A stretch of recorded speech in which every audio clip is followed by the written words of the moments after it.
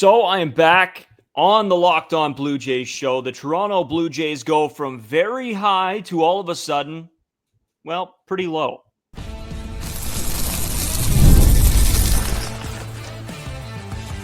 You are Locked On Blue Jays, your daily Toronto Blue Jays podcast.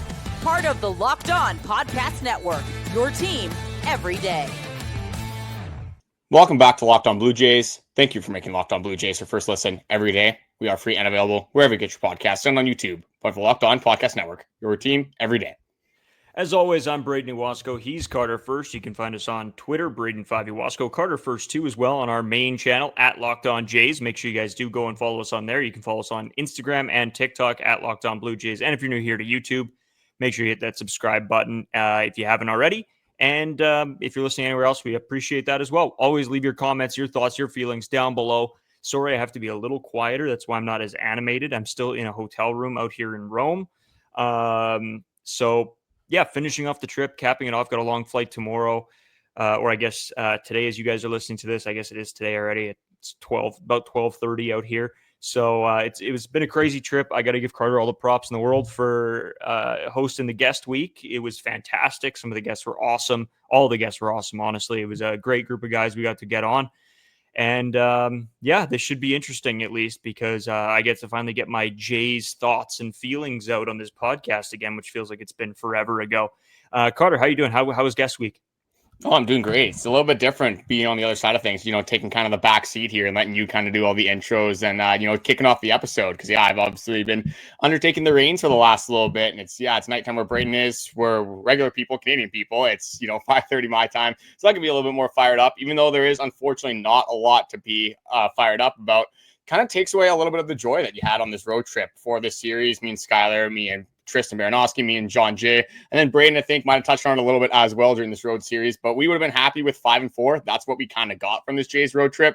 But the way it happened kind of just sucked the life out of me, sucked a little bit of the joy out of me, because you'll obviously get swept by the Philadelphia Phillies in a series. You do get that 5-4 road trip, but it's never going to be fun after getting swept by, it doesn't matter which baseball club in the MLB.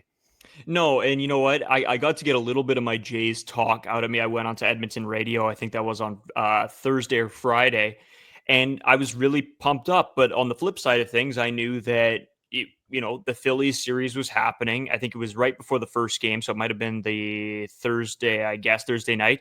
And I sort of had this feeling going into this series that things weren't going to go well.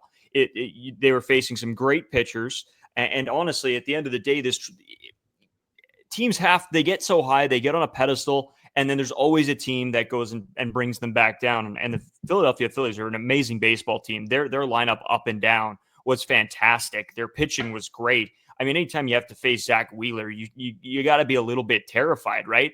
And again, I look at the lineups that were put out and who was sat in which games.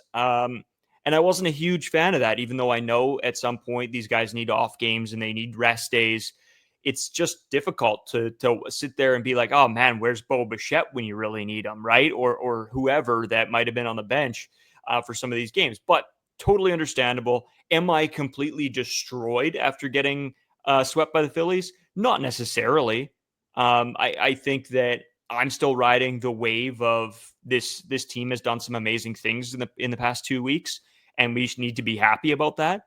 But in the same vein, it goes back to sort of the same problems we were seeing before the big, great stretch that they went on. And that is non-timely hitting, not a ton of hits in total. And the pitching was very shoddy. I mean, we're going to obviously have to talk about Bowden Francis's performance in Game 2, Carter, because that was just, again, it's you think Bowden might be back, and then it's all of a sudden it's like lightning strikes him and he forgets how to pitch. It's so frustrating. But in the same respect, I think you look back over the last little bit here, and I don't think you can really be super mad about what you saw. I think it was just a long time coming that this team was going to lose a series, and it just sucks that they did it in sweepable fashion, I guess. Yeah, I'm not going to give them like too much of the benefit of the doubt here because I don't care who you're playing. It's kind of the same idea as like when we swept the Oakland Athletics. That it's nice in that same facet for the Athletic series. It's very tough to sweep any team in a 4-game series, but again, it's also kind of tough to get swept in a 3 or 4-game series, and that's what the Toronto Blue Jays do against the Philadelphia Phillies. Again, like if you even get 1 out of 2 games here, you're 6-3 on that road trip. You're more than happy to give the Phillies a series win here because again, probably a top 2 team in the league in my opinion. I think right now you still have to have the Dodgers as number 1, but I think it's the Phillies at number 2. I think this is one of the best teams in all baseball, and they have World Series aspirations for a great reason. And again, just going over the pitchers in this series, we didn't go against any slouches either. You go against this Phillies staff, they are unbelievable. You had Zach Wheeler, you had Christopher Sanchez, you had Ranger Suarez, unbelievable pitching. But at the end of the day, like if you are going to, again, try to make the World Series, if you're going to just go on a playoff run, you're going to have to play good teams. Not all of them are going to be up to the Philadelphia Phillies caliber necessarily, but you're going to have to beat you're getting unlucky in the AL, but you're going to have to beat a good team in the NL if, again, you want to win the World Series. Again, those are very high aspirations right now. I don't want to go too far over the top, 71 games into the season. But as for the lineup stuff you brought up, like, really, for me, it's Addison Barger, George Springer. Those are really the only 2 that you kind of saw in and out of these baseball games. Are those 2, the way this team played, going to matter in the long run in this series? Absolutely not. Like, you get absolutely torched 8-0. You really don't have a lot of offense whatsoever. That game, I don't really want to talk about much of the offense because there wasn't much of it. But we'll talk about Kevin Gausman. Obviously, you go into game 2. That's the game that you felt like you probably could have won. For me in this series, when you look at game 3, you look at game 1, didn't really feel like the Jays were honestly in these games. Zach Wheeler absolutely dominated game 3. And then game 1, Ranger Suarez was good. And then the offense just not showing up. Game 2 was the one where it felt like it kind of got away. We can get into Bowden Francis. That will be a major part of it. Chad Green as well. Again, just continuing to give up moon balls every single time. But for me, just the sentiment is coming out of the series before we do go game by game is that you had a very good thing going for you. And again, we're still 5 games over 500. The world is not, crumbling down, but you had a very good chance to be at least 7 games over 500 after the series. Continue on for an unbelievable road trip. You go 6-3. That is crazy numbers, especially with the caliber of opponents that you were playing. It just kind of sucked the life out of the team, kind of sucked the life out of the fan base. And this could be that series that ruins the momentum for a Toronto Blue Jays team that was easily the hottest in baseball before the series. Yeah, I agree with you to some extent, and I think I gotta settle the flames here from the fans. This isn't. You're right. It isn't absolutely world crumbling to the ground. This is all over.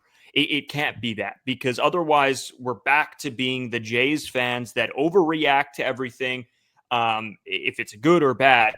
It just seems like this fan base overreacts no matter what happens. So again, I think what we've preached for all of this season, don't get too high, don't get too low, because things do come back around. And, we actually got a comment, Carter, on one of the episodes you did, and I was looking at it, and it was, I'll be ready for the next swing because, they'll probably go on a drop. I'll get ready for the next one, right? Because that's going to happen. This team is going to lose a couple in a row where you think, God, they really can't be losing these games. Then they'll win a bunch that you're like, wow, okay, they stole these games. They maybe shouldn't have won all these games, but they did. And that's the nature of baseball. It's the nature of 162 games. That's the nature of playing great teams and guys going on hot streaks and taking a series off sometimes. That's what happens.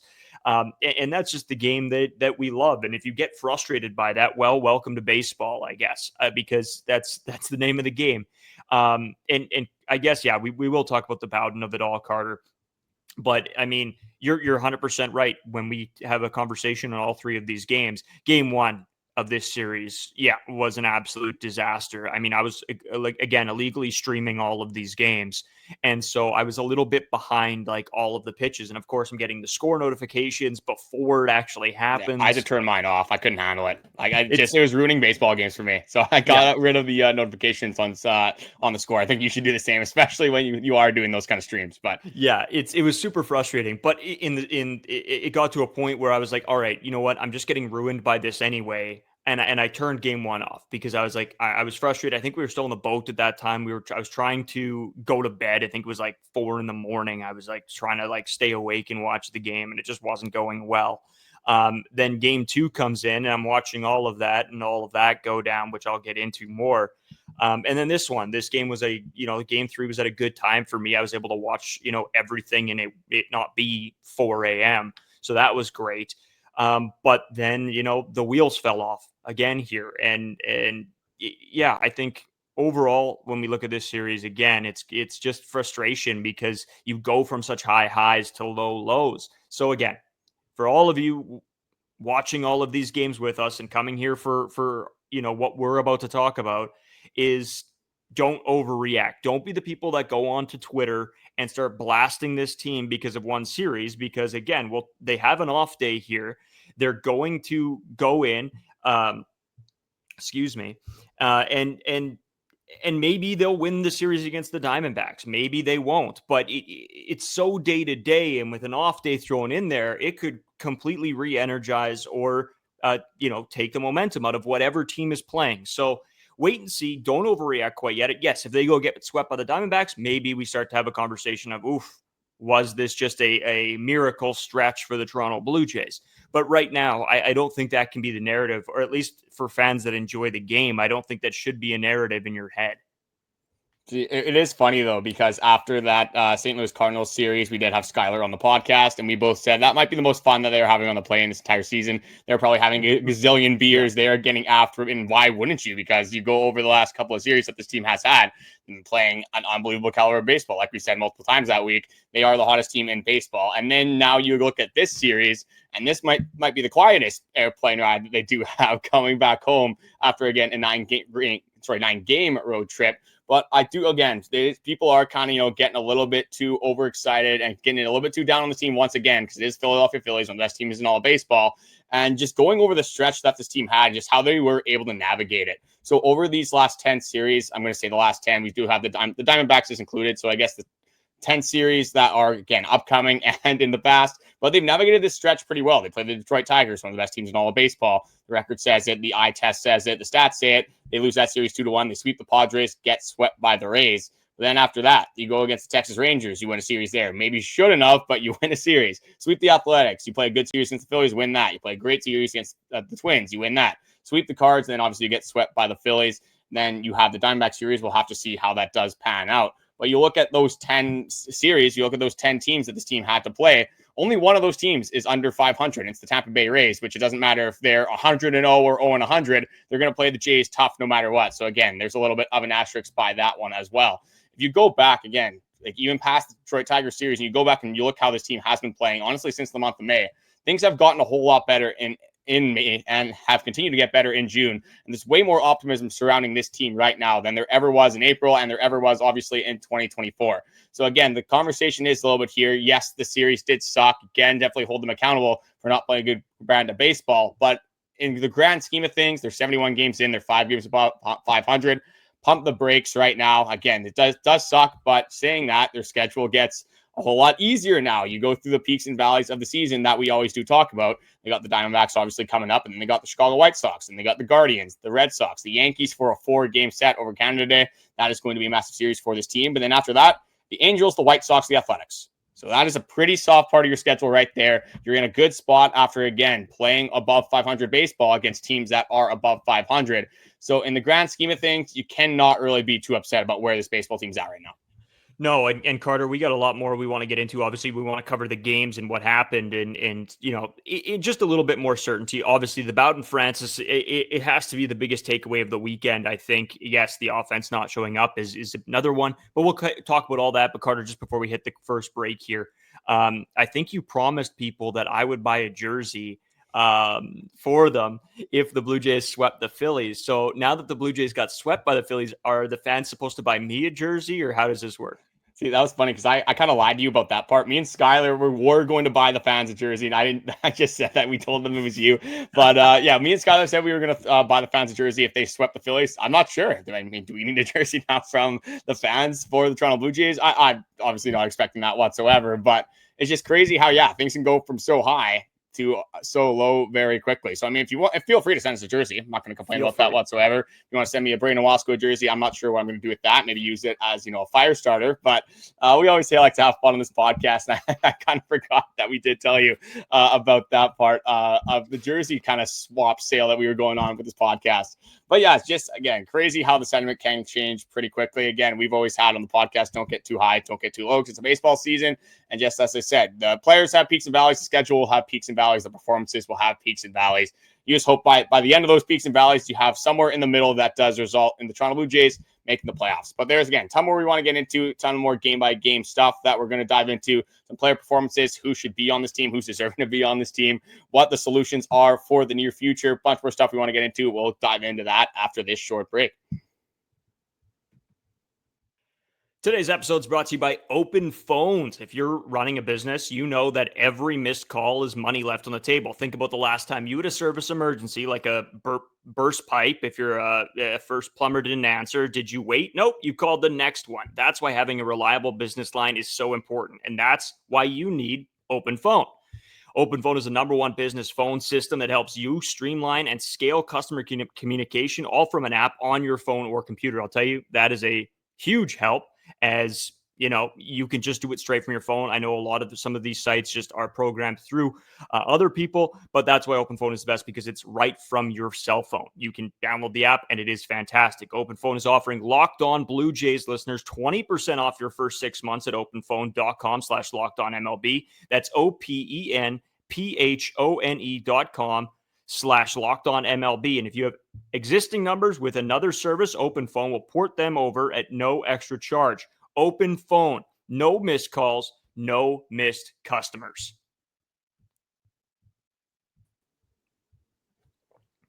So, Carter, continuing on here, obviously we got to talk about the games. And you know what? First game, that's just a nothing burger. Let's throw that one against the wall. I want to talk about Gausman in that game. But yeah, offensively, okay. I mean, yeah, I don't really want to dive into that too much, unfortunately, because again, this game felt over when Kyle Schwarber hit a home run in the second inning. Like that's kind of where I was at with this game. It just didn't feel like the Toronto Blue Jays were going to have their stuff again against Ranger Suarez. You look at those first couple of innings of at bats, not what you want to see whatsoever. I mean, the Jays get 5 hits in the game. Like Alejandro Kirk kind of continued the momentum there. I guess that's the only guy you really talk about. He went 2 for 4 in that game. Again, just 2 singles. But again, torrid pace. You kind of missed the week of Alejandro Kirk when you were gone a little bit. Started to pick up a little bit before you left, and then Braden Wasco leaves the country. And it's the Alejandro Kirk show. He's taking over Canada and stealing it from the reins of Braden Wasco. But just kind of going into the Kevin Gausman of it all. And really, for me, it's the walks. And maybe it is, again, a Philadelphia Phillies team that you can't necessarily be insanely aggressive after. You can't necessarily just, go after the middle of the plate, because they do hit mistakes. Philadelphia Phillies are one of the best teams in the major leagues at doing that. But Kevin Gausman is able to get 5 innings. But again, 4 hits. It's the 4 walks. He does have some swing and miss stuff. Didn't necessarily look like he had his best stuff, obviously. Then he gets hit around by Kyle Schwarber. After that, kind of dials in once again. But again, bad pitch to Kyle Schwarber, obviously gets taken advantage of. Just, again, not necessarily the best stuff from Kevin Gausman. I wanted to take this into a bigger picture thing. Again, maybe drawing a little bit more to the negative side of this series, but it kind of just, again, appealing to the big picture here. When you look at the Philadelphia Phillies, who they rolled out in the series, you have Ranger Suarez, you do have Christopher Sanchez, and you have Zach Wheeler. Zach Wheeler especially, we saw in that third game how he can just take over a game, absolutely dominate. And no, I'm not saying Kevin Gausman has to be Zach Wheeler. I don't think that's a fair comparison to make at this point in both of their careers. But what I do want to say is, when you look at a team's 1, 2, 3 punch, and when we talk about teams in the playoffs, the 4th and 5th starters, maybe your 4th matters a little bit. 5th star does not matter whatsoever once you get to the playoffs. It's really your top 3 guys, the guys that are going to win you games and win you a series predominantly. When the Toronto Blue Jays, when you kind of match up their 1, 2, 3 punches against other teams in the league, and I'm going to mainly focus on the AL, because the NL, again, it's probably going to be the Dodgers, who will have a million pitchers. Might be the Padres, have some good guys as well. The Phillies, obviously, you have their 3 here.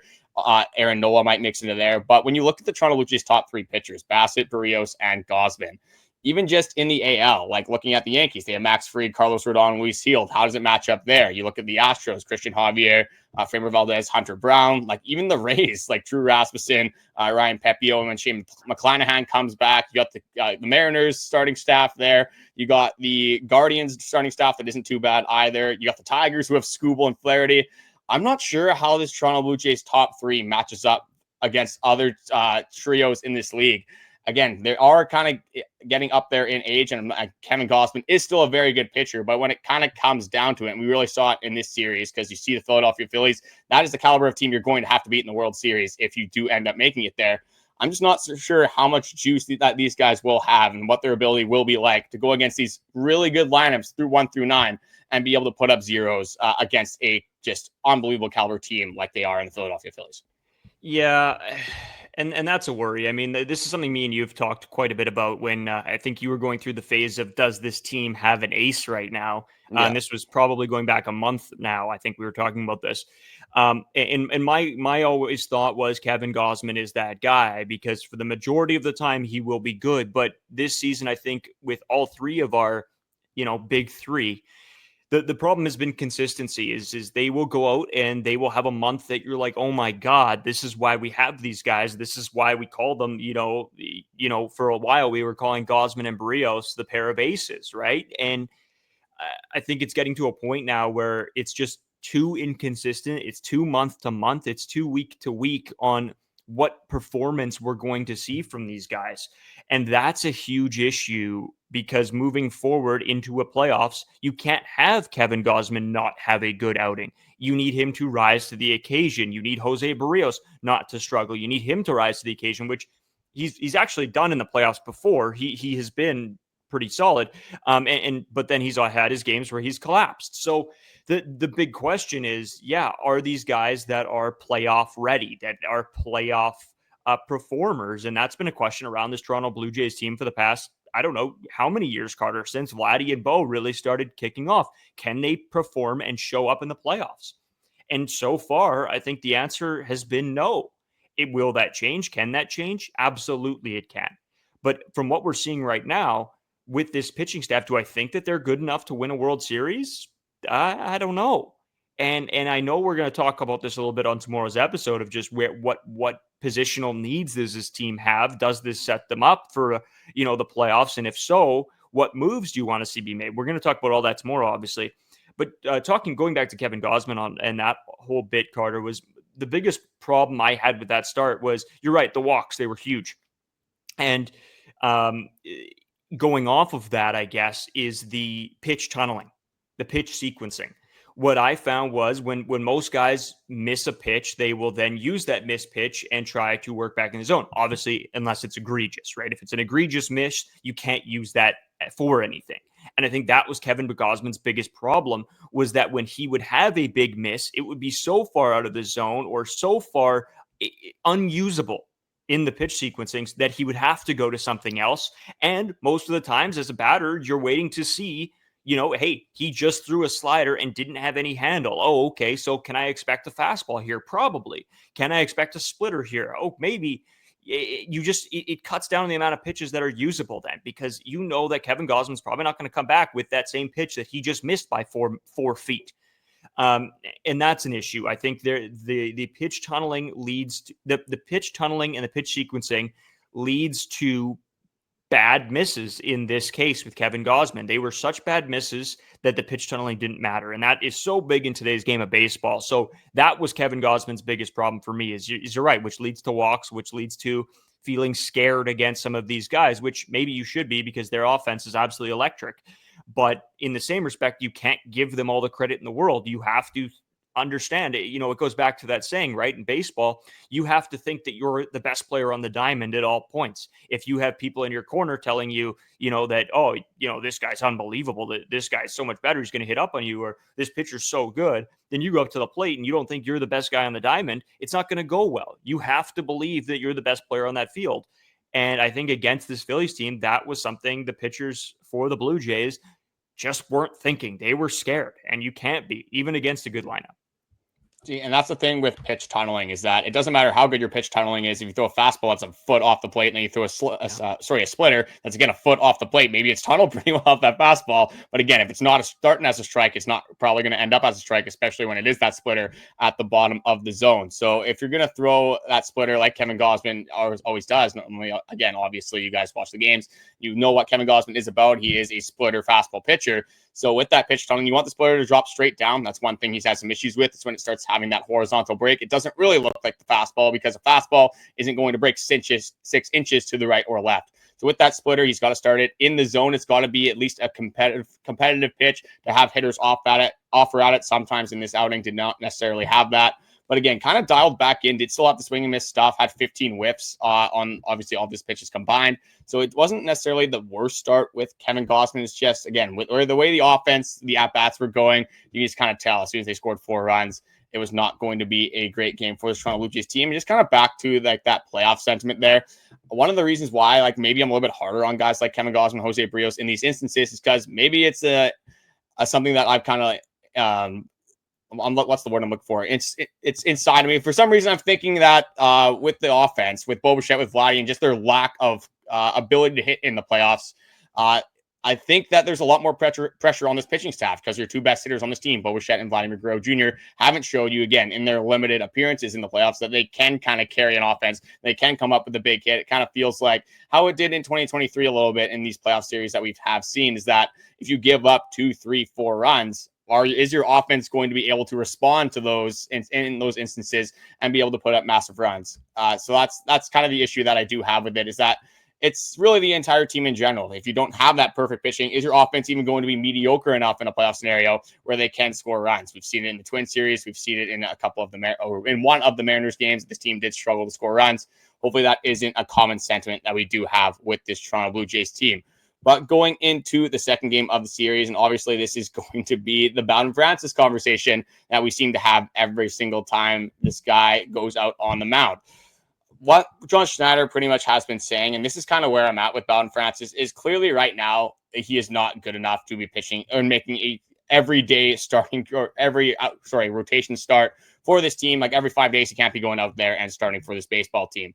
But right now, with how close it seems like Max Scherzer is to being back with this Toronto Blue Jays team, with Alek Manoah coming back on the horizon, then the trade deadline coming up, and just with your lack of options in this AAA system, it seems like they are going to kind of ride out this Bowden Francis show, whether how good or bad it does go. Again, the lease is at the shortest that we've ever seen it. But with Bowden Francis, you kind of brought up with Gausman and the confidence. With Bowden Francis, it's like this guy can't handle one gut punch whatsoever. If he gets punched in the gut, it's a knockout. Like he cannot continue the fight, because we saw it like in the first 3 innings. He looked really good. It looked like the zip on the fastball was back. It looked like he was commanding the baseball a lot better as well. Even to start that 4th inning, he has a splitter to Kyle Schwarber. He absolutely swords them. He's like a horrible swing from Schwarber. But then what do? You walk one guy, and it's like everything changed completely right there in that scenario. Bowden Francis went from an all-time high, like his confidence was sky high. You saw him kind of doing the strut after he struck out some guys walking off the mound, to, oh no, I'm in a baseball game. I don't know if I can do this the way things have been going recently. And you get another walk, and you get a hit by pitch, and you get a walk, a hit by pitch. He ends up walking 5 guys, hit by pitches and walks all together in succession pretty much, and obviously gives up 2 runs to the Philadelphia Phillies. It felt like the Phillies offense was really trying to give us this baseball game when you look at some of their quality of at-bats, and you look at what they did against every other pitcher other than Chad Green and Bowden Francis in this game. So the big thing is, how long is John Schneider going to wait to pull the plug on Bowden Francis? Is Max Scherzer going to be that saving grace? I don't know, but that's really how it feels, is that Bowden Francis is going to be on this team until Max Scherzer does come back. That's kind of where I'm at. Yeah, Bowden Francis looks like a guy, going into a UFC match with a concussion, because one hit and the guy's done. So you're right. It's just brutal. And I think that is sort of the sentiment here. And I think it was Keegan Matheson who was talking with John Schneider, and he says, yeah, I think we'll need him. He's working his ass off with Pete. I think he's going to take what we did before the walks in the 4th inning and build off of it. Well, that's a guy pretty much telling you, yeah, he's going to be here because we don't have enough options otherwise. So yeah, will it be the return of Max Scherzer? Even if he's throwing 50, 60 pitches, is that the way that it's going to go? Maybe it might have to be. And we've had, again, this conversation. I think it was you and Skylar or maybe it was you and Tristan that had the conversation a little bit about Max Scherzer as well. Just the fact that if worst comes to worst, that might have to be the play. Hey, Max, get ready to go. Even if you can give us 3 innings, maybe that's what we have. And then we just have to plan for it. I don't know right now. And with the trade deadline coming up, obviously we're going to have that conversation tomorrow yet. But it's just a bad situation. You can't expect to win a ton of baseball games when you're praying and hoping that 3 of your 5 guys can go out there and get you wins every single time, because 2 games are almost throwaway games.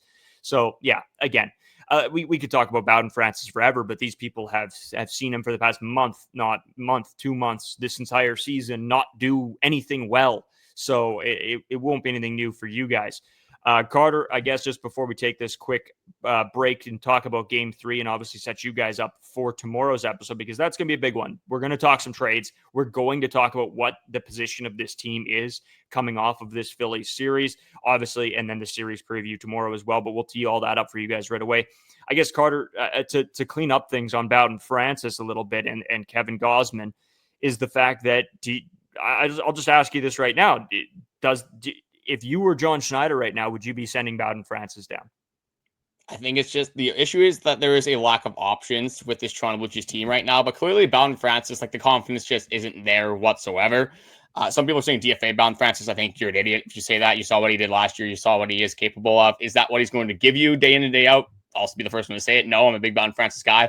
That is not what you should expect from Bowden Francis. This guy can be a serviceable 5 or even 4 option. I think that is kind of where you want Bowden Francis to be. But clearly right now with Bowden being in the major leagues, it's not doing him any good. It's not doing him any good. It's not doing the team any good. Him going out there every 5th day, giving, maybe 3 innings is kind of where we're at this point, giving up a ton of earned runs and then just taxing the bullpen as it is. Like Spencer Turnbull went out today and threw, again, the Sunday game, threw 55 pitches, something like that. So clearly this guy is stretched out and he's going to be in this role where he can come in for a game and, try to give the Blue Jays a chance to win. But with Bowden Francis right now, I think you're not doing anyone any favors rolling him out there every 5th day, whether that's moving him to a bullpen role, whether that's optioning him to AAA. Again, who do you really call up? It's probably one of those bullpen arms. That means, Skylar, to talk about, you do have kind of a mess right now with the bullpen where you're probably going to have to DFA or send some guys down to AAA. Obviously, when you get Nick Sandlin and Jimmy Garcia when they come back.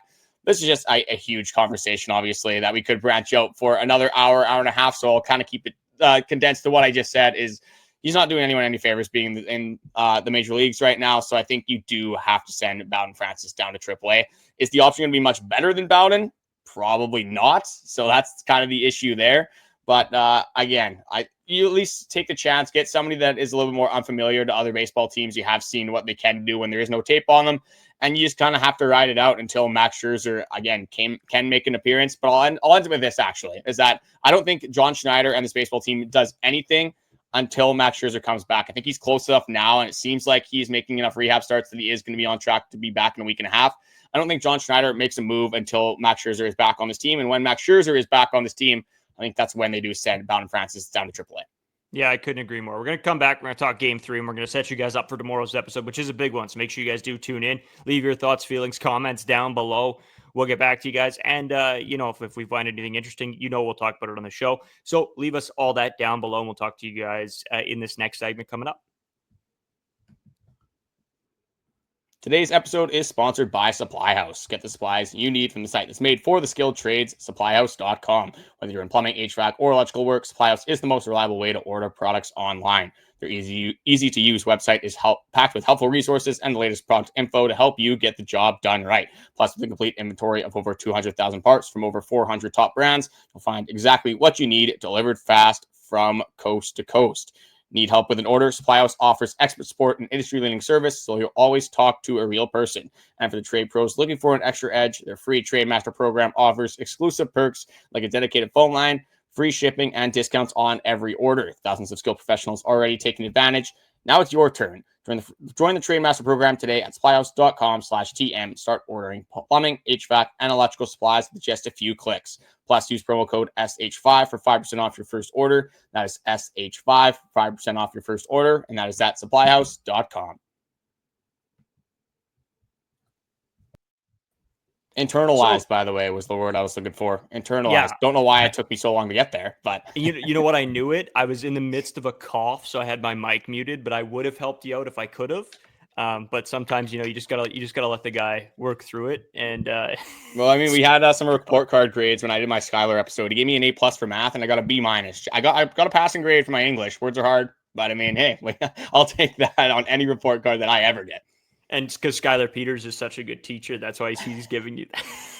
Well, you could tell he's got an eye to help the students out. I mean, he was the student on that episode, kind of came in, gives the Jonathan Clase performance against the Cardinals, kind of helped out in a pinch, but that's what you got to do sometimes. Sometimes you just need the role players to just commit to their roles, and that's what we kind of got from Skylar Peters. And then for some reason last week, you had to ask, Jonathan Clase to be Bo Bichette, Vladimir Guerrero Jr., Aaron Judge, and all of a sudden take over the reins for this baseball club. But hey, you got some potential there. You had some assets. You got the speed, obviously, with Clase. You got the ability to lay some bunts down. So you just had to play to your strengths, and that's at least what I tried to do on that podcast. But anyway, I'll throw it back over to you to kind of get into this third game of the series.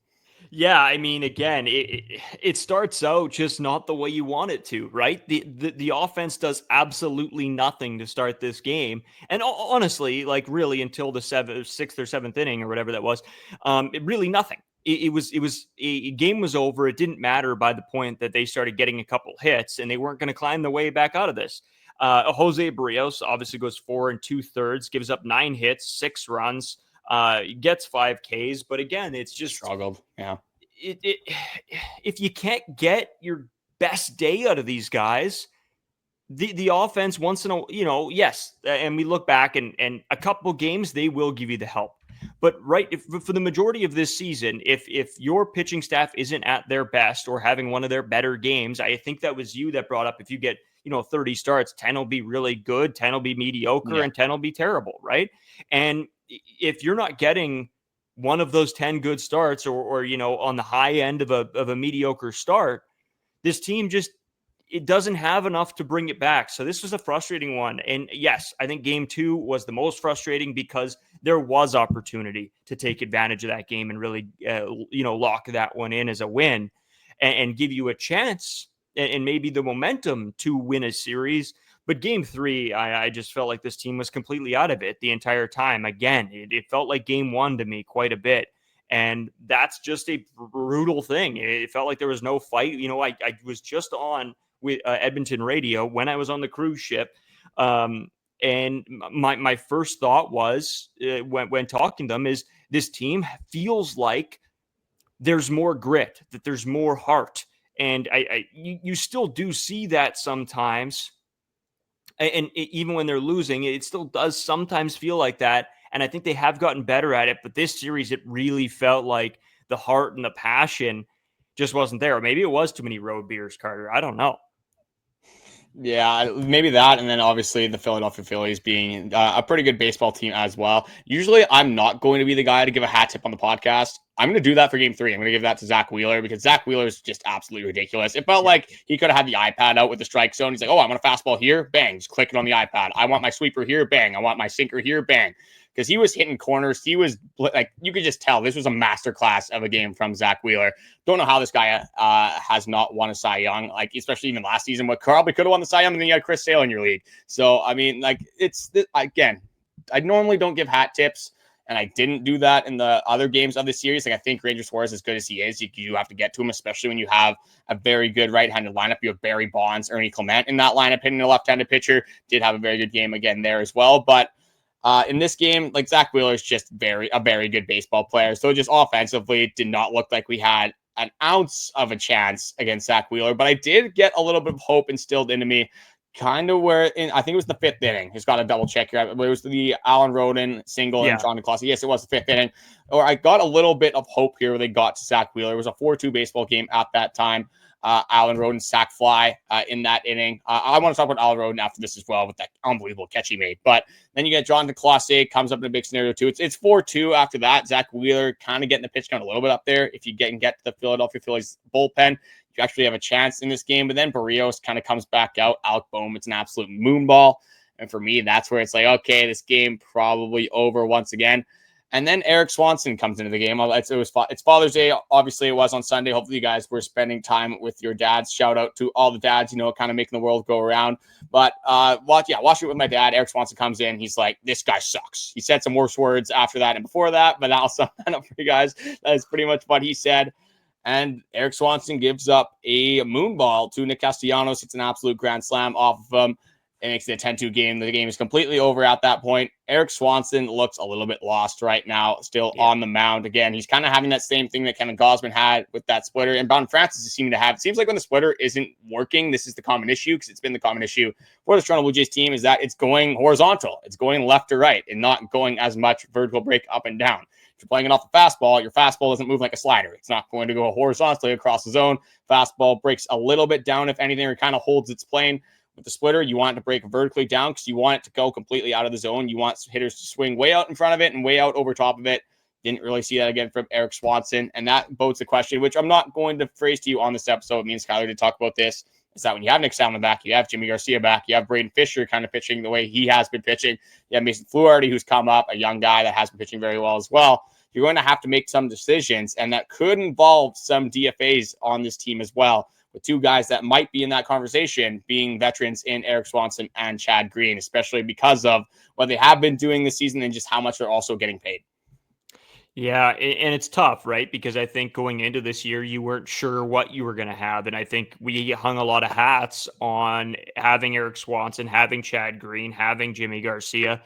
And it turns out, I mean, besides Yimi Garcia, that none of those have really panned out. And it's been the diamonds in the rough that we have asked for this offseason, that, you know, this team is going to have to go and find somebody in the bullpen. And we were hoping it would be one guy, but they have been lucky and have gotten some great performances out of these sort of, I hate to say it, but nothing players, or I don't want to say nothing players. That's the wrong terminology, but the guys you didn't expect to have unbelievable seasons, and they go out and do that.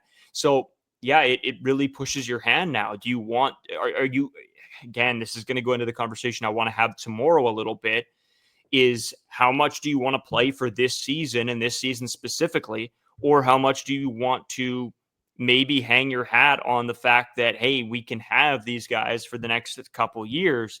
It's a question that this front office and this management team is going to have to put together. And is the Mason Fluharty, the Brendan Littles, the Brendan Little I shouldn't put in there, but the Braden Fishers, are they sustainable guys that are going to be pieces in this pen, or are they one-offs for this season that just are having a career year? We're not the right guys to answer that question, because we don't have a looking glass into the future. But as a management and as a front office, these are decisions that are going to have to be made, and I think that's super interesting to see what's going to happen there. Yeah, I'll throw my little take on it here. I'm not going to get in depth on this. I'm just going to give you like a yes or no. Are these guys going to be good for the future? Mason Fluharty, I'm going to say yes. Braden Fisher, need more. Inconclusive right now. He hasn't made enough appearances. I think Mason Fluharty, just with the command that he possesses with that cutter and the sweeper and just how effective they have been. If he can add another pitch, I've been saying it pretty much all season. If he adds another pitch, which I think he will work on in the offseason, I think he still can be very effective. But they're bullpen arms, right? Like we had Devin Williams going into this season being one of the best closers in all baseball. Kind of fell off. Starting to find himself a little bit here, but he's not the closer on the Yankees anymore.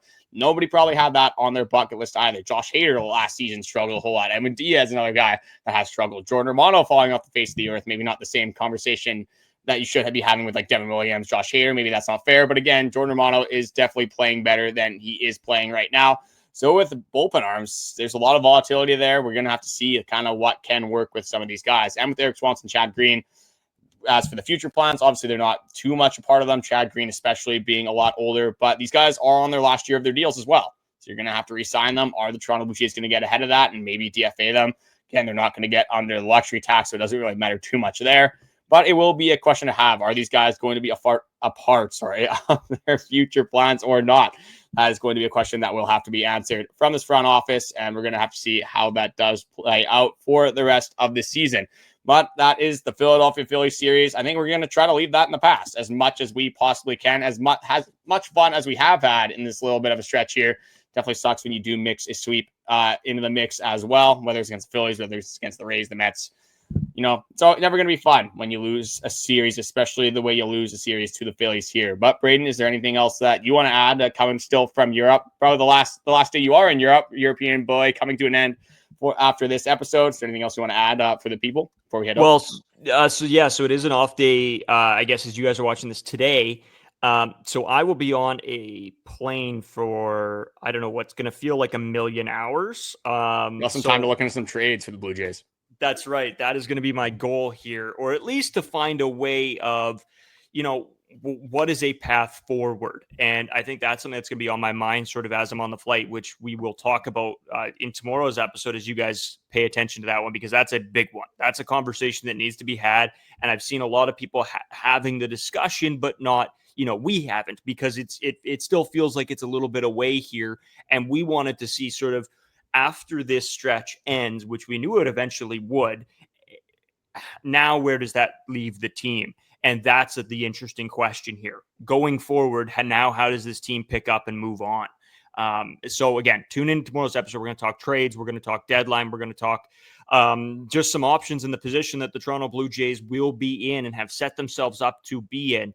And then you know what, Carter, after tomorrow's episode, it's going to be business as usual back for me and you, which honestly is nice. I think I've gotten like no sleep this entire trip. Like, yes, you get like a couple naps in, but it's so busy. You're trying to do so much.